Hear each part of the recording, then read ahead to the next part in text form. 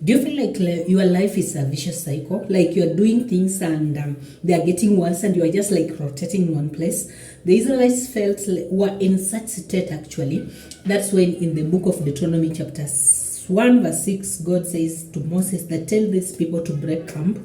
They have rotated this mountain for long and they should move. So here are some of the ways to break your vicious cycle. Like this is 2023 should never be worse than 2022, should be better, from glory to glory. Not that you will not face issues, but those issues should propel you to a better you. Praise the Lord, guys. I'm Julia, and in this channel we talk about life issues using the Bible as an eye and our guideline.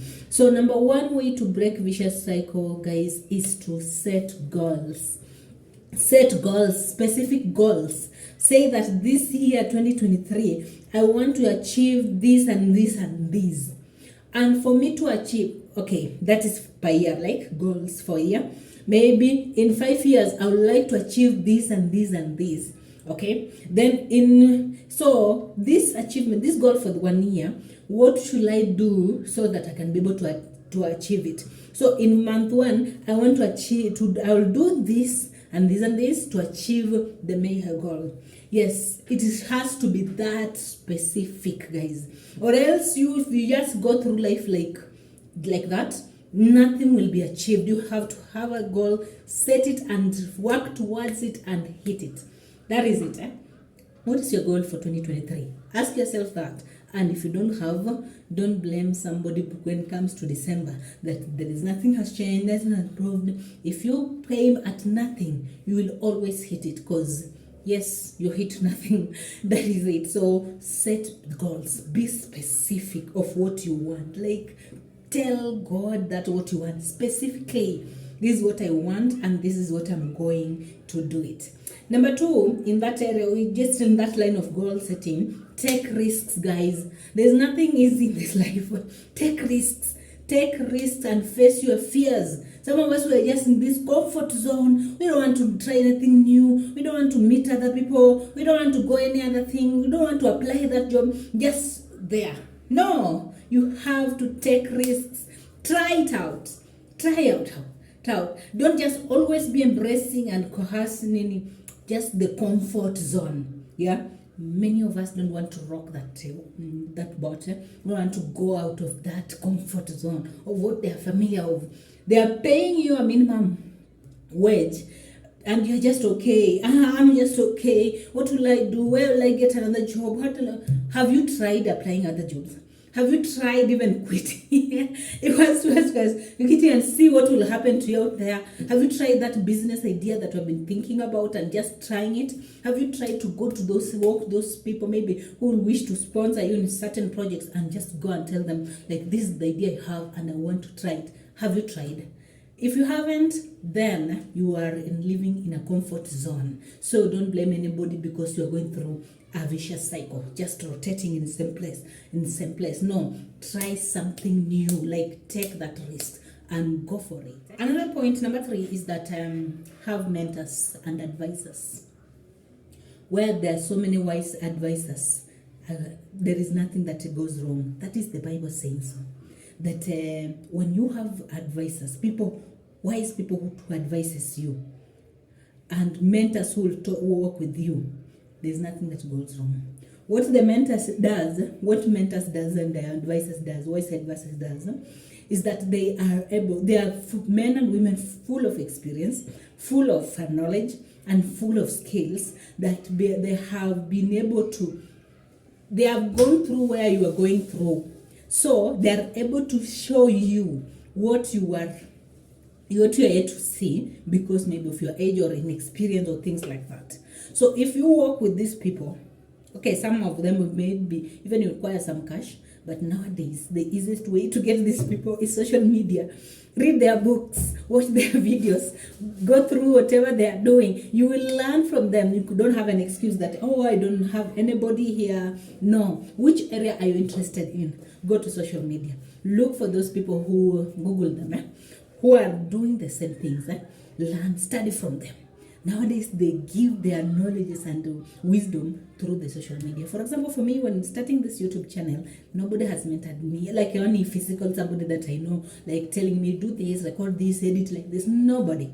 But I've learned it through others who have gone ahead of me through YouTube. I just Google, how do you edit? How do you film? How do you come up with a topic? Things like that. And I follow those. There are several YouTubers that I usually watch. I follow what they do, how they advise it, and time with time I've seen growth. Soon we'll be hitting 1,000, and I thank God for that. But it has been a very quiet journey. Coming from the background that I'm nothing, I'm not from a media background, no editing skills, all those. I have had to learn on work, on the job, same things like that. Surround yourself with mentors, yeah. Don't just sit with your fellow people who are, don't surround yourself with people who doesn't know just the way you don't know. There is nothing that will challenge you to the next level. You're nothing that you'll be looking up to. Look for people who have made it. Ask them, can you please mentor me in this area? I'm so struggling this. Can you please mentor me? Even if it's in your relationships, if they are going through some, and you are solving some issues year in, year out, it's a time you reach a point to say, like, God will tell the Israelites, like, move out of here, this place. You have gone through this place for a very long time. Imagine Israelites had rotated that mountain for 40 years. They're comfortable, they're okay. By the way, what used to happen to them? They never realized that, this place we passed here like 2 years ago. Something like that. We only asked that because you were not there, but same things happening in our lives, like we're doing the same things over and over. Like, surround yourself with mentors, people who will be able to walk with you in these various seasons of life. It will be easier and it will be faster. And number 4 is that acquire new skills.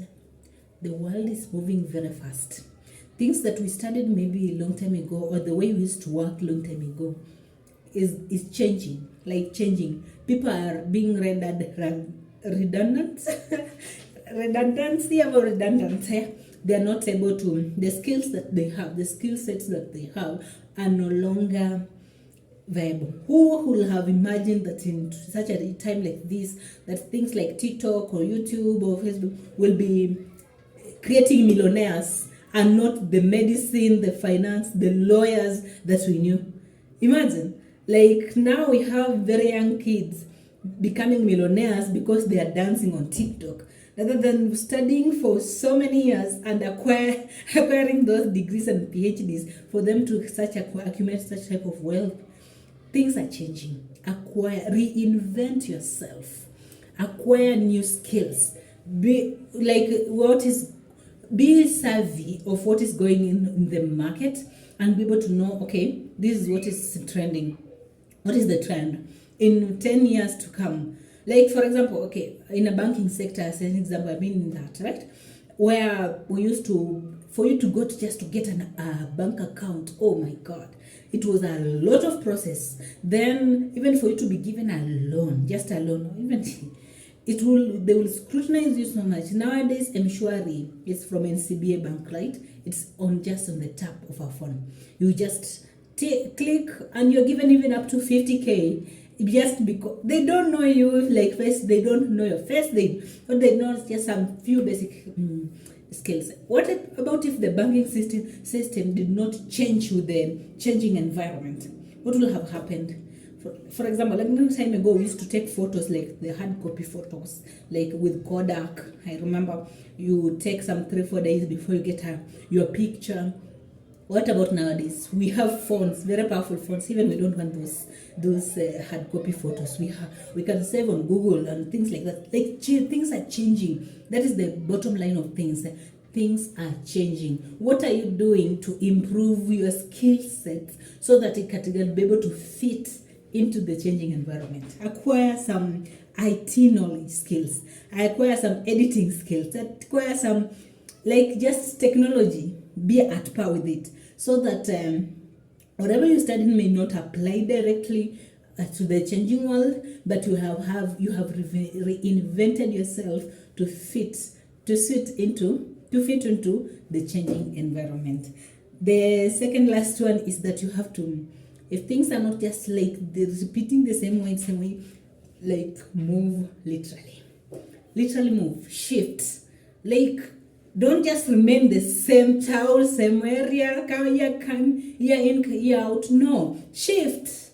Like, go look for opportunities in other towns. If maybe, if Mumia is not working for you, go to Nairobi.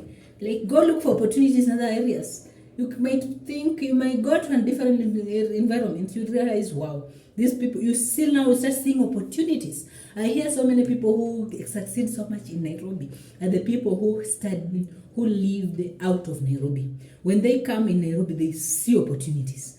The same thing happens when you move and shift to a different environment. Like, literally shift. Like, if that environment you've been trying new things, you have the thing that's not working, like, shift. If it's a workplace that you have been redundant and stagnant for a very long time, look for another job. Like, move.